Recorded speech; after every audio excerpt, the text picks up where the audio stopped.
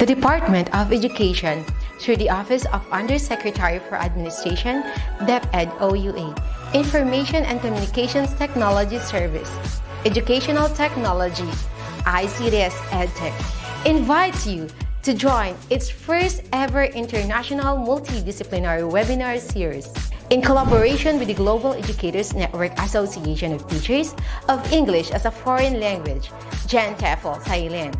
This 3-day webinar series will gather experts and specialists from different areas of study and from all parts of the globe to equip and empower educators in their areas of specialization, integrated through educational technology.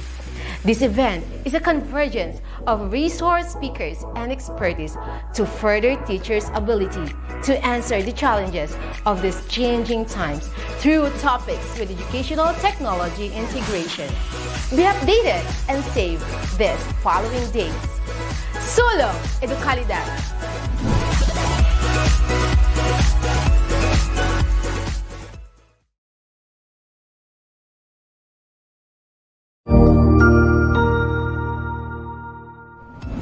Magandang araw, Sir Wilbur po, at your service. Narito ang ETUlay upang gabayan ka sa inyong pag-aaral upang lubos na maunawaan ang iba't ibang paksa o subject. Ang ETUlay ay isang free online tutorial class na pinangungunahan ng ICTS Educational Technology Unit sa pamumuno ni Undersecretary Elaine Del B. Pascua.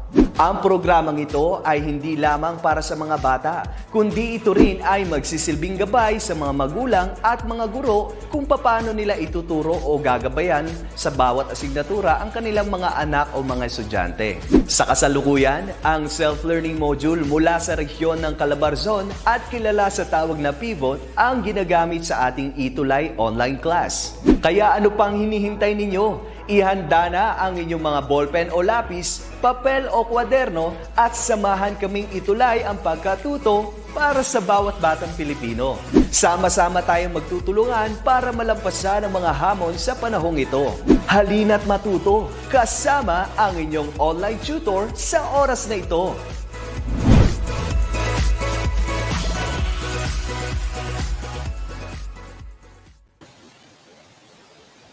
Good afternoon! Oh yes, good afternoon, learners from different parts of the Philippines, from Luzon, Visayas, and Mindanao. Good afternoon. So as our parents and guardians, and of course our teachers who are also watching with us this very time. And before we proceed to our discussion, my English warriors, today is a special day because I have a co-teacher with me. Okay, so allow me to introduce Tutor Makoy. Okay, Tutor Makoy next to me kasi siya po ang, like, later on, pag masyadong maingay sa part ko because may gumagawa sa labas, so maingay siya. Tutor Makoy will be the one to teach you or to continue this session. Okay. So, and I am also aware that you guys already can teach him Makoy. Kasi siya yung laging nagsasabi kay Tutor Jazz pag wala ako, right? Okay, so thank you so much, Tutor Makoy, for being with me this afternoon. Okay, and let's now continue with our discussion since our time is just so limited. 40 minutes is just so quick. Alright, so, by the way, it's Tuesday again. My name is Tutor Jazz for your English Grade 6 ETUlay session from 1 p.m. to 1:40 p.m. Okay, and before we proceed to this discussion, allow me first to thank the Division of Pasig City for the self-learning module that I will be using this time. Actually, I am always using this.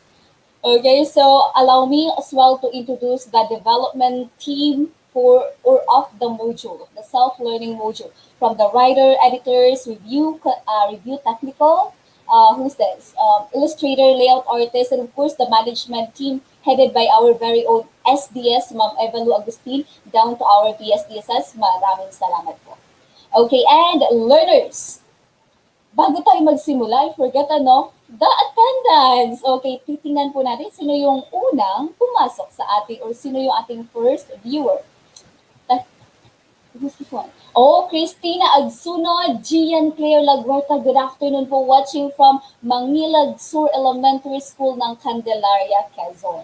Gabriel Kirubin, Jonah Alucad, Luta Batubata, Rika Melly, oh, it's actually afternoon. Good afternoon, everyone watching from grade 6 Diego Silang San Roque Elementary School, Davao City. And also Maria Victoria De Leon, Rosie Vin Sabatin Fernandez, Alriza Zaidain, and Ella Kyrene Bautista watching from Matias Elementary School, Santo Tomas, Pampanga. I'm so happy kasi nasa iba't ibang sulok kayo ng Pilipinas, and yet we are gathered here together, okay, to learn English 6. Good afternoon, and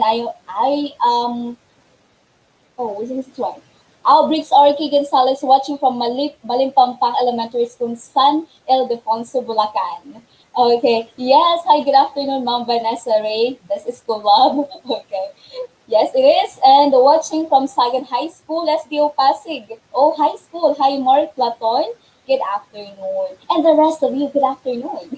Okay, and for tonight, for this afternoon, we are going to have this subject verb agreement focusing on plural subject plus present verb. As we know that in both the writing and the speaking, it is really so important for us to how can I say the one? To really be aware of using that subject verb agreement. They must always agree with each other, right? Hindi sila dapat laging nag-aaway. Okay, so that we can easily be understood by our listeners, by our viewers, and our audience. Okay, next let's move on to our pretest. Okay, pretest first, so that Tutor Jazz has an idea of how well or how knowledgeable you are already when it comes to our topic today, which is subject verb agreement, plural. I mean plural subject and that plural concept. Plural subject and the verb that we are going to use when our subject is plural. Okay, so let's have this one for your direction. Read the following sentences and choose the correct verb that agrees with the subject. Okay? So tingnan po natin. And when you are going to answer in this activity, you have to write the number first, follow your answer, so that I'll know if what number you are answering to. Okay? Alright, so let's start. Filipinos blank known for their hospitality here and abroad. Is it is or was or were? Oh, okay, tingnan po natin. Filipinos. B ang mga sagot ay puro B. Gabriel Kerubin, Gian Pierre Laguerta, Hannah Pimentel, Floresca Geraldine. Who else? Brix Archie Gonzalez. Your answer is correct. Okay, so it must be Filipinos are known for their hospitality here and abroad. Okay, later on we are going to explain why is it so. Next, number 2 po. Okay, second is the children and young Filipinos blank po and opo to show respect to older people or someone who is higher in position. What verb are we going to use here? What is the verb that we are going to use here? Uses, used, or using. Number 2. Okay, ano po kaya ang sagot? May nakikita akong C at saka A. And the correct answer is, okay, A. The children and young Filipinos use po and opo to show respect to older people or someone who is higher in position. Okay, A. Number 3. Either the boy or his sisters blank the hands of their parents or grandparents to show respect to elders. Number 3, what is your answer? Drop your or comment your answers now. Okay, 3, kisses, kissed, or kissing. I still couldn't see your answer for number 3. Come on, everyone, drop your answers. Okay, Hannah Pimentel, Gabriel Kerubin, who else? Ella, Kailin Maniago, Alariza Saidane, Gian Claire Laguerta, Brix Archie Gonzalez. Your answer is right. Letter A, kiss. Either the boy or his sisters kiss the hands. Okay? Right. Next, number 4. But nowadays, many blank adults adults by not offering their seats in public vehicles. Only few show politeness by offering older people their seats. Number 4, disregard, disregards, disregarded, or disregarding. Number 4. Number 4, Gabriel Kerubin. Your answer is C. Hannah Pimentel, your answer is letter A. Gabriel C. Who else? Come on, drop your answers, everyone. I love reading your answers. So drop your or comment down your answers here. Mark Platon, C. Okay, and for number 4, the correct answer is letter A. But nowadays, many disregard adults by not offering their seats in public vehicles. Okay, so you're not sure, Hannah Pimentel? That's okay because this is just a pretest, and later on, at the end of the session, I am hoping that you will be sure of your answers. Okay, that means that you have learned already. Okay, next, number 5. But more than 50% of the Filipinos belong to the cultural values laden to us by our ancestors. For number 5, is it adhere, adheres, adhered, or adhering? Your answer is? Okay, oh, hi, Micaela Rose Monsali, watching here from grade 6, Diego Silang, San Roque Central School. Number 5, Hannah A. Gabriel Maniago A. Mark Platon A. Gian Claire Laguerta A. Alexandra Ray De Leon A. Tingnan po natin kung ang sagot niyo ay tama. Yes, you're so right. Okay, so the answer here for number 5 is definitely letter A. Okay, great. Who got perfect 5? Okay, so give me high five for that. Okay, nice. Okay, so I can see that, yes, some of you got it. Okay, some of you don't, but that is okay because this is just pretest. Okay, but during your post-test, I'm expecting you, okay, to perfect activities maybe. Okay, let's have this one. Okay, recap tayo. Okay, let's have a quick review about what we had last Tuesday. Okay, do you guys still remember our topic last Tuesday? What did we talk about last Tuesday? Madami daw Alvisa Zaidain, 5-5. Marie Platon, 4-5. Oh, Gabriel Kerubin, 3-5. Okay lang yan. Oh yes, Bricks Arky Gonzalez. Good afternoon. Okay, so ano yung pinag-aralan natin nung last Tuesday? Hi, Kathleen Maria Palia Bukat, watching from New Life Learning School, grade 6. Okay, so last Tuesday also, we did talk about singular. We did talk about subject and verb agreement as well. Okay, subject verb agreement as well, but that is about singular, the singular subject and the singular verb. Okay, so this time we're going to have the plural subject and the plural verb, right? Okay, so we always remember that singular subject must always take a singular verb. That's the rule. Okay, your subject and your verb must always agree with each other. Okay, and singular nouns or pronouns as subject of the sentence must take the S form of the verb except for the pronouns you and I. Okay, you and I. Subordinate clauses that come with the subject and the verb do not affect their agreement. Let's take this for example. Okay, so these are the examples of the singular subject with a singular verb. Okay, so letter A, Mrs. Cruz speaks English fluently. Manila Bay invites more tourists this time.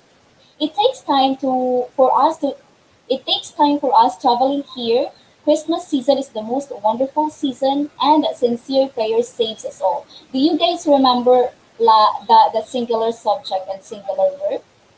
Di ba pag isa lang yung subject when the subject is singular pertaining to only one, okay, single, we have to use, or we need to use the singular verb as well. Okay, and in that singular verb, it forms that, what do we call that? Yung S after that verb, right? Okay, to make it a singular verb. So, tingnan ninyo, letter A, Mrs. Cruz. Ilan ba si Mrs. Cruz? We're just talking about Mrs. Cruz only here. Mrs. Cruz is just only one. Okay, and our verb is, what is our verb here? Speak. Okay, our verb speak. But in here we have speaks because Mrs. Cruz is singular. So yung verb natin, we have to put s after that to make it a singular form. So Mrs. Cruz speaks. Okay, Manila Bay, isang tinutukoy natin, Manila Bay lang, invites. So yung verb, laging may s dyan when it is singular. Okay? So Christmas season, Christmas, we're just only talking about one event, one thing. So is singular. Okay? So this topic was our topic last Tuesday. Alright? Okay, so let's now proceed to our lesson. Okay? So let's always remember this one. It's kinda long, but I hope that you will come to remember, to remember these as these are all important. Okay? So the first one that I want you to remember is this. The subject and verb must agree in number. Okay? If the subject is plural, the verb must also be plural. Examples: the planets revolve around the sun. B. Some moons of the Jupiter are so big that you can see them using binoculars. Okay, so I have here the planets. Okay, the planets. Planets, ibig sabihin madaming planets, no? Kasi planets daw. That's why we have revolve. Okay, pag sa plural naman ng verb, as you can see, we don't put or we don't add s at the end of that verb, right? So, yeah. Okay, so my S sa subject, okay, but the verb, it doesn't have S at all. Alright, so the planets revolve. Hindi natin sinasabing revolves. Kasi when we say revolves, that is singular. But our subject here is not singular, it's plural as it talks about planets, maybe 2, 3, or more. Right? Okay, and let's now proceed to the second one. Okay, you always remember? Okay, subject verb must always agree in number. Okay, number 2, expressions such as with, as well as, together with, along with, in addition to, are not part of the subject. They are not subject. They're not part of the subject.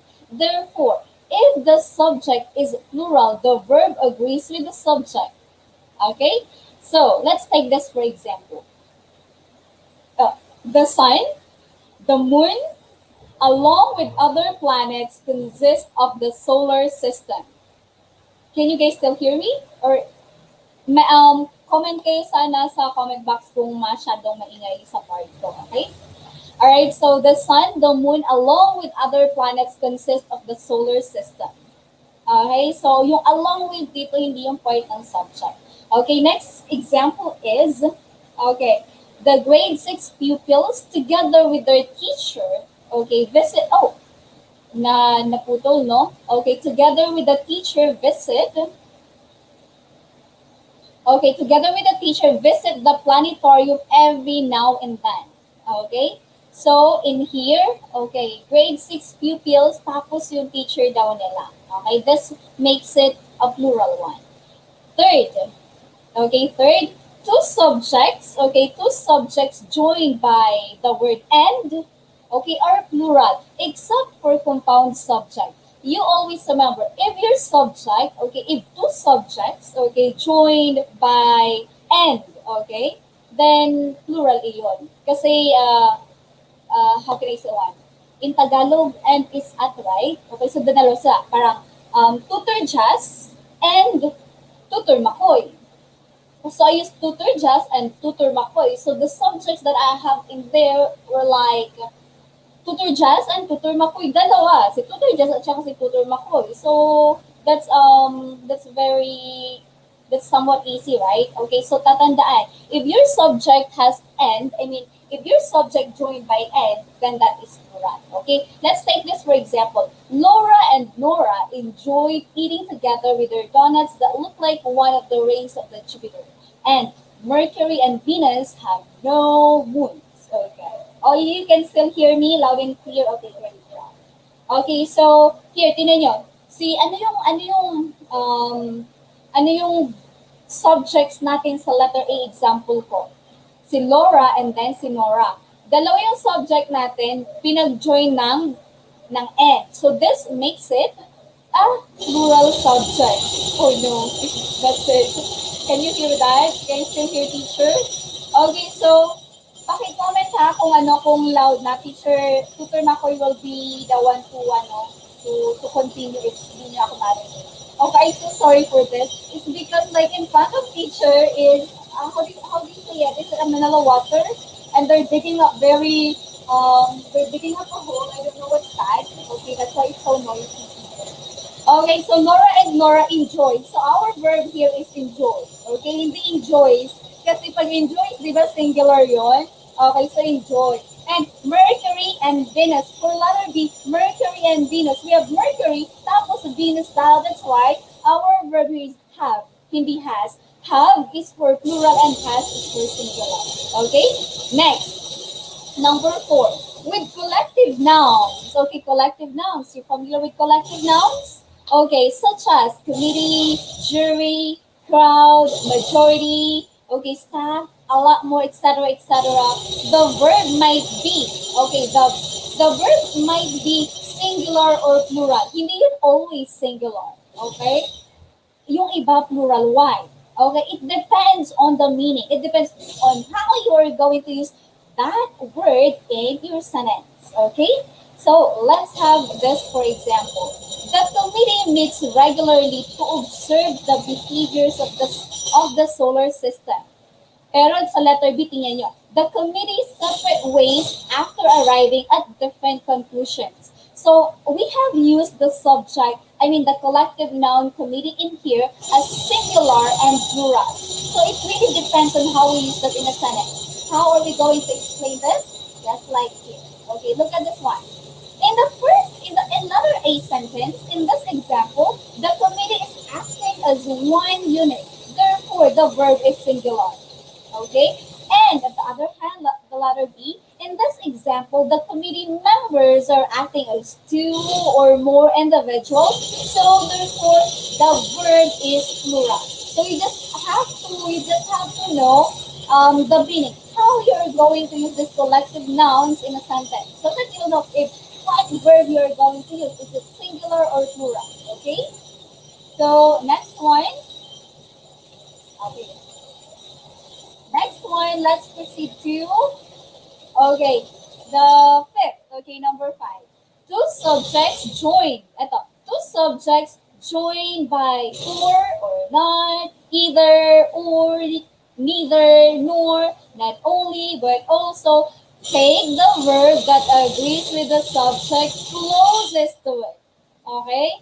So, pag dito dalawa, siguro, dalawa yung subject mo, no? Tapos yung subject ay hindi parehas singular, hindi parehas plural. Let's say, ang isang subject ay singular, ang isang subject naman ay plural.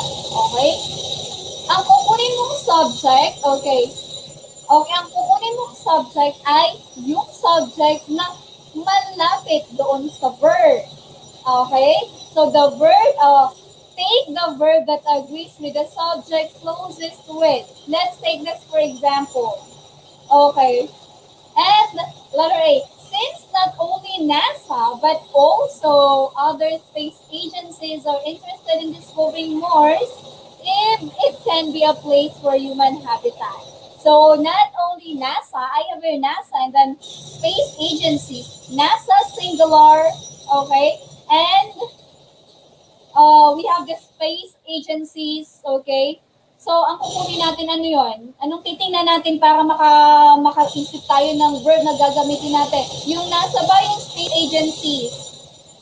Anong pinakamalapit sa verb? That is the space agencies, right? And that's why we have used the verb plural are. Okay, are. The space agencies are. How about for letter B? Either the President of the United States or the Americans support the ambitious dream of reaching the planet Mars. So, President of the United States, isa lang yun. Americans. Oh, madami Americans daw, no? Okay.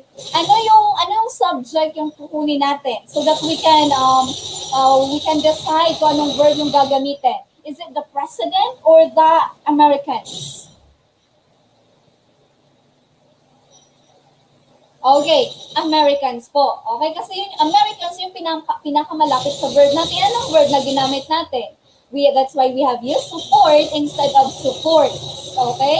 Kasi yung may S, pag supports, that is singular. Okay, Americans, plural. Oh, very good, Bricks Orky, Akisha, Riola. Okay, Americans. Okay, that's it. Hannah Pimentel. Wow, nakikinig, nice.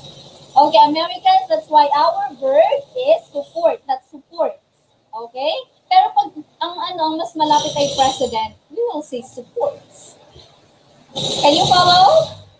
Okay, great. Now let's proceed to the next one. Okay, in sentences beginning with here or there, the true subject follows the verb. Dahil hindi po here, hindi po there yung subject. Okay? So this is also known as inverted subject. The verb comes first before the subject. Okay? Pag ang sentence ninyo, when your sentence starts with here or there, hindi po yun yung subject. Okay? We call that inverted subject. The verb comes, asan dun yung subject natin? Look, the verb comes before the subject. Okay? The verb comes before the subject. Alright, so next, let's move on to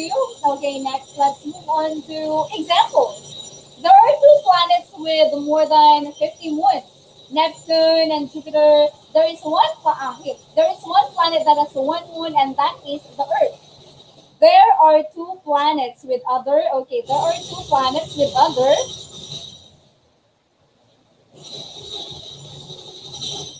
Okay, there are two planets with other. There are two planets with more than 50 moons. Okay, there are. Okay, there, hindi yung there ha. Pero bakit are yung ginamit natin? Kasi two planets, we're talking about two planets. Plural. Okay, good. Pero tingnan nyo, there is one planet. Is yung ginamit natin kasi we're talking about one planet. Naintindihan po? And another, here are the planets with no moon. And here is, okay, and here is the study of planet Mars conducted by US. Okay? Alright, so, pag ang pangungusap niyo nagsisimula sa here at saka there, hindi iyon yung subject ha. Okay, so ang subject ay makikita ninyo, okay, before, comes after. Okay, the verb comes first before the subject. Okay, so after ng verb, nandun yung subject. Okay? Yeah. Nagigets po? Okay, I hope that you can follow. Next po. Okay, next, indefinite pronouns like few, many, several, in both always take the plural form of the verb. Some and all either take plural or singular verb forms depending on the nouns they're referring to. Okay? So if referring to countable nouns, they take plural verb forms. Otherwise, if uncountable, they take singular verb form. Let's take this for example. Both Russia and America lead exploration and space. Both Russia and America. Parehas daw yung Russia and America. That is very, that is plural. Okay, ang subject natin ay plural. That's why we have to use lead, not leads. Okay? Several countries expressed their support for NASA to continue the exploration. So, subject is plural. Our verb must be plural. Okay, next one. Okay, here. Adjectives used as a noun are considered plural. Okay? Examples. The poor are to be helped. The intelligent are never arrogant. Oh, teacher, poor, di ba this one, adjective na ginamit natin as noun. Pag ang adjective ginamit natin as noun, you always remember that we have to consider this as plural. So when we consider the subject as plural, then our verb must be plural as well. You got it? That's why in here, poor are, intelligent are, parehas plural. Okay? Alright. So let's proceed to guided practice. Woo, that's kind of many. I hope you have somewhat followed that. Okay, for our guided practice, what you're going to do is for you to choose the correct verb form to complete the paragraph below. Here. Okay, tingnan ninyo. I guess meron tayo 1, 2, 3, 4, 5. Okay, 5. Okay, sagutan na natin. Okay, comment down your answers sa ating chat box. The sun, earth, and moon are held together by gravity, and they interacts in many ways. The moon orbits the earth because of the pull of the earth. O sige, pa-drop ng sagot. The first one, the sun, earth, and moon are. Oh, very good. Akisha, Gian, Claire, Floresca, Joelyn are. The sun, earth, and moon, kasi madami tayong pinag-uusapan, tatlo sila are held together. Okay, next. Ano susunod? Okay, and they interact or interact. The second one, is it interact or interacts? Number 2 na po. The second, is it interact or interact?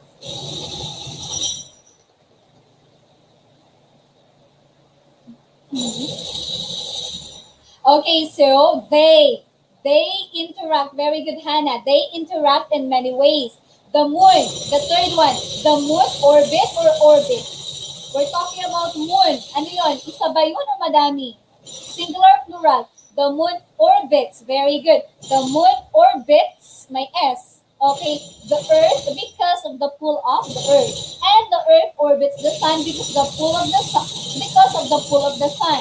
Because of the way they move or moves. The fourth one. Move. Very good, Alriza. Because they move relative to each other. We. Last one. We sees. 5. We. Okay, we see phases and eclipses. Nice. Okay, I can see that you can get it. Okay, so here are interact, orbit, move, and see. Now let's move on to activity 1. For the activity 1, we have this thing. All you have to do is to read a paragraph and fill in each blank with the correct present tense form of the verb in the parentheses. Okay? Okay, so let's now proceed to this a short paragraph or text entitled Planets in Our Solar System. Okay? The solar system is our. Hannah, Akisha, ano sagot po ninyo? Is it our? The solar system. We're talking about only solar system. Gabriel Kerubin. Ilan yung solar system? We're talking about solar system. Yes, is. Okay, the solar system is composed of 8 planets, including Mercury, Venus, Earth, Mars, Jupiter, Saturn, Uranus, and Neptune. Other heavenly bodies, along with the asteroids, comets, and meteors, revolve. Second,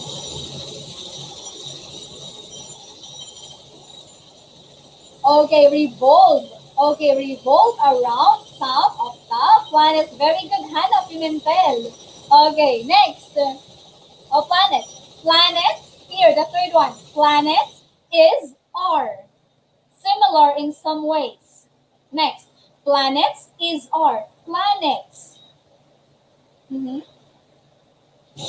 planets, singular, plural.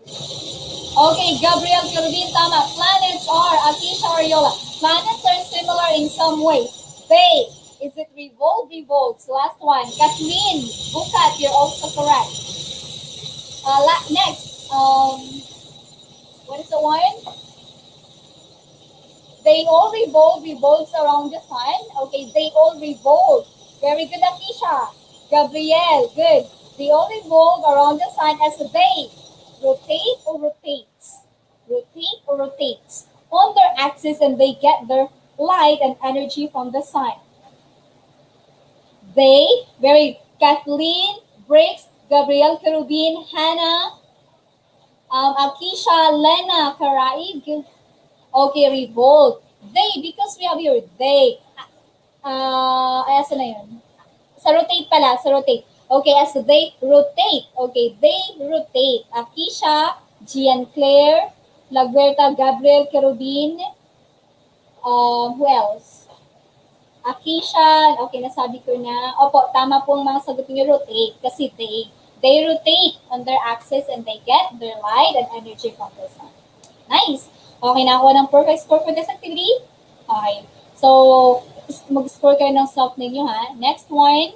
Okay, here. Activity number 2. Okay, activity number 2. Let's proceed to... moment. Okay, what we're going to do is here. Okay, there. Read and understand the statement. Okay, the statement, the answer, and answer. Oh, I'm sorry. Read and understand the statement and answer the question and select the best answer. Okay? Okay, so never so direction ko may typo error si teacher. Okay, so it should be read and understand the statement and answer the question and select the best answer. Number 1. Okay, fire drills and school blank you on what to do in case of fire. Okay, ang subject natin dito, you know, if the activities like this, you should know how to identify what is your subject. Okay, so that when you know your subject, it will be easy for you to also identify, oh, is this subject singular or plural? So that you'll know if what verb you're going to use as well. Singular ba or plural? Okay? Fire drills. Ano ba yung fire drills? May S, ha? Fire drills. Is it singular or plural? Oh, fire drills in school. Hindi school yung subject dito, mga anak, ha? Fire drills. Okay, fire drills, plural, in school, prepare you on what to do in case of emergency. No, the subject is school. It's not school. Fire drills yung subject natin dito. Tingnan nyo, ang fire drills daw na nasa school ninyo. Okay, so fire drills is our subject. Very good, Kathleen Bukat. Okay, it's prepare. Okay, prepare. Next, number 2. Emergency plans together with a family, blank a view on what to do in case of emergency. Okay? So subject. Identify the subject so that you'll know the verb that you're going to use. Okay, and the correct answer is letter A, give. Kasi plural yung subject mo. Next, number 3. Different families must have different plans. Some blank in tall buildings while others stay in one-story house. For number 3, what is your answer? Okay, drop your answers, everyone. Number 3. Different families. Oh, okay. So for number 3, it's, okay, letter A. Okay, plural pa din yung subject natin na. Okay, number 4. Okay, either you or your parents want to practice the emergency plan for at least twice a year.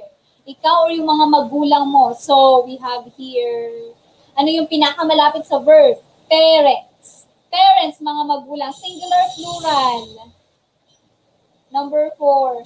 Parents, plural. So, ano yung verb?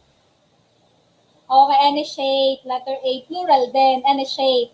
Kasi di ba pag may ang verb may S, singular yon. Pag walang S, that is plural. Okay? Next. Number 5. There. Oh, ito naman yung number 6 yata yon.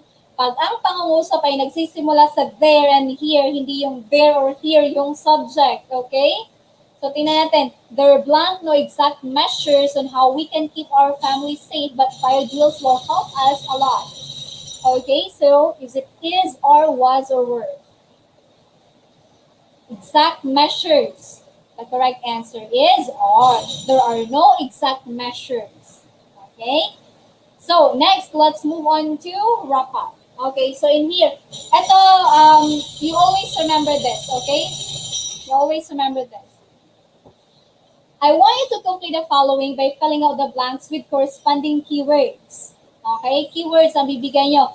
Tingnan natin, titingnan ko kung sinong nakinig kanina during the discussion. Alright? Okay, the subject and verb must agree in number. I have said that a while ago. If the subject is plural, the verb must therefore be singular, plural. Pag ang subject mo daw plural, ang verb mo ay ano po? Singular or plural? Okay, so your your verb must also be in plural as well. Pag ang subject plural, ang verb ay plural din. Pag subject ay singular, verb mo is singular din. Very good, Gabriel, Akisha, Hannah, plural. Always remember that. Next, blank such as with, as well as, together with, along with, in addition to, are not part of the subject. Hindi yun parte ng subject, okay? So therefore, if the subject is plural, the verb agrees with the subject. So for number 2, what is the key word here? O, Gabriel Kerubin, dapat magkasundo ang subject at verb. Tama po yun, hindi sila magkaaway. Dapat pareha sila, okay? So for number 2, expressions. Okay, expressions such as these. Alright? Next, number 3. With blank, nouns such as committee, jury, crowd, majority, staff, etc. The verb might be singular or plural depending on meaning. Okay? Anong tawag sa mga nouns na ito? These are all nouns, but what do we call this noun in a specific? It starts with letter C. What is this? Okay, a moment. Okay, it starts with letter C. That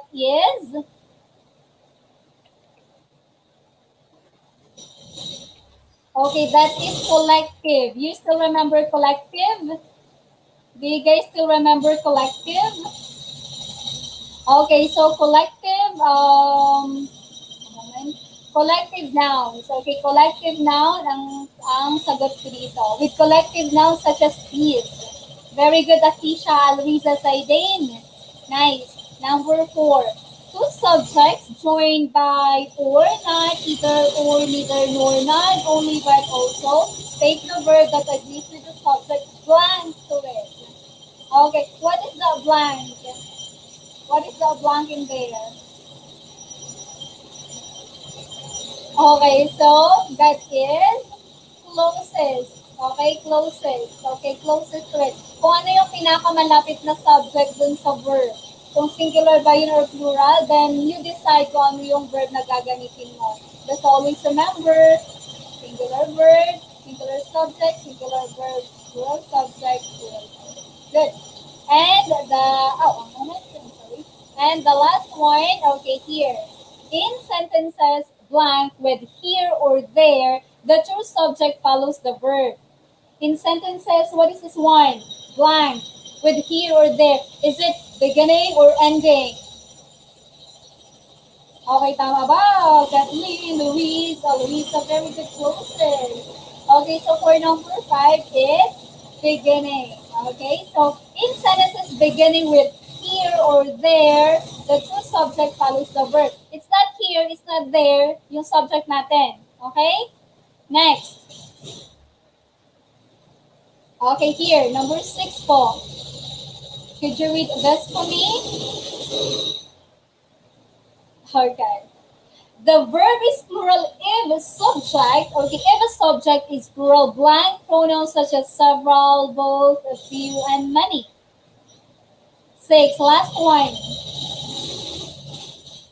Okay, this is indefinite, okay? So, the verb is plural if a subject is a plural indefinite pronoun. Ano yung indefinite pronoun? Okay, such as several, both, few, and many. Okay? So, yung nasa wrap-up natin, you always remember this one so that you'll come to understand about some rules here in this subject-verb agreement talking about the plural subject and plural verb. Okay? Next po, valuing part. Okay, so in this learners, okay, my English 6 warriors, ang gusto ko ay you will make your own sentences. Okay, maybe one sentence will do. One sentence will do. Just make a sentence about the thing that I'm going to show you later on. using the subject-verb agreement that we have talked about a while ago. Okay, so let's have this one. Here, let's read. Okay, you read together with teacher. Pandemic has limited us in going outside. All of us are affected in one or another. Many people lost their jobs, but some finds this pandemic a chance to strengthen family ties, develop hobbies, okay, such as planting. Oh, ang daming plantito today, no? Alright, so how can we help how can we help other people lessen their emotional burdens? Okay, what you're going to do here, you have to give at least not two, one. So you give at least one sentence observing subject-verb agreement that we have talked about a while ago. Drop or comment down your answer. I'm going to wait. I'm just going to give you 1 minute to answer that. Okay. And your time starts now. O paano natin matutulungan sila to somewhat lessen their emotional burden? Okay, maybe you can make we as your subject. We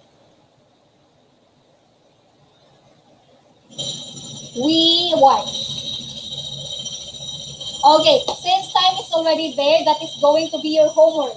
Can you screenshot this? Okay, can you screenshot this and try to make or compose a sentence and comment down.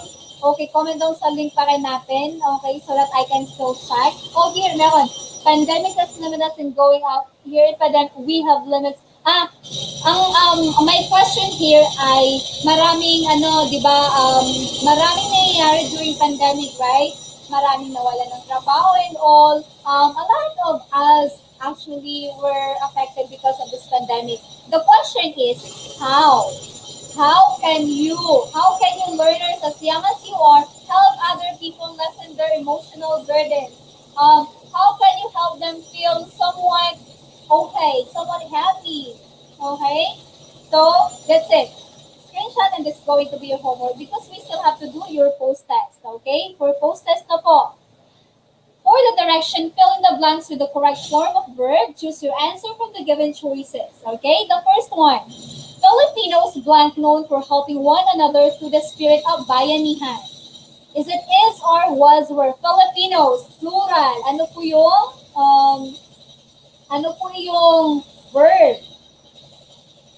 Number one, Nakisha, very good. Are Filipinos plural, so we have to use plural verb as well. Filipinos are known.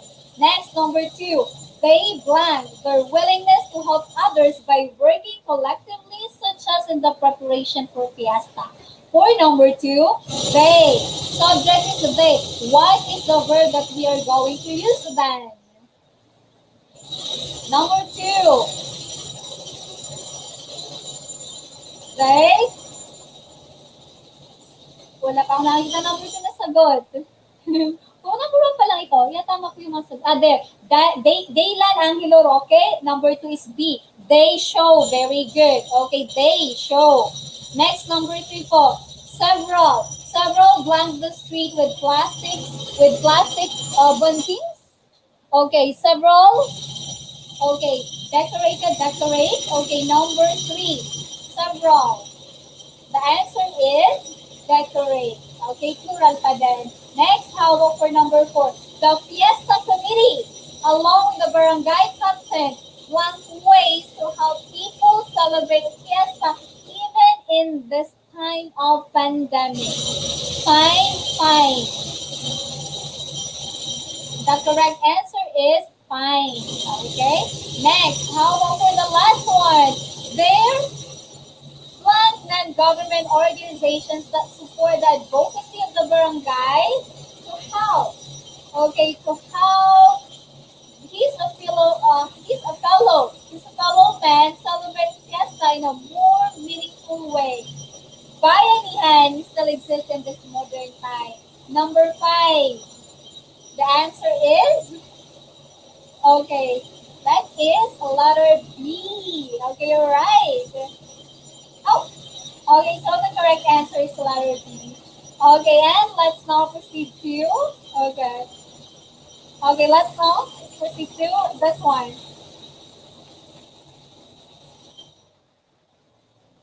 Moment. Okay, for number 5, there are, okay, non-government organizations because we have the organization. Yay! We're so finished with our posts. Okay, my grade 6 warriors who got perfect 5 anyway. Sino na ng perfect 5? Oh, okay, so nice. I can really see, based from the answers that you have given in here, marami na ako ng perfect 5. And I hope that you have learned something this afternoon. Okay, this afternoon. And please, do not ever forget this. Can you put this in your long-term memory so that when you go into the next level, into the next, maybe grade 7 and all, like that, you will still remember this one, as it is very important in both writing and speaking, okay, the English language, okay? And for that, you are all great, okay? Could you please raise your right hand and tap your shoulder again, say great job, self? Because tutor just not there to tap your shoulders. You did great, everyone. Okay, and you always remember that Tuesday is our Choose English Day. We'll see each other again, everyone, next week for our grade 6 ETUlay session. For now, okay, let me say bye-bye and thank you for joining me here from 1 p.m. to 1:47 now. Goodbye, everyone. You all did so well. Bye-bye.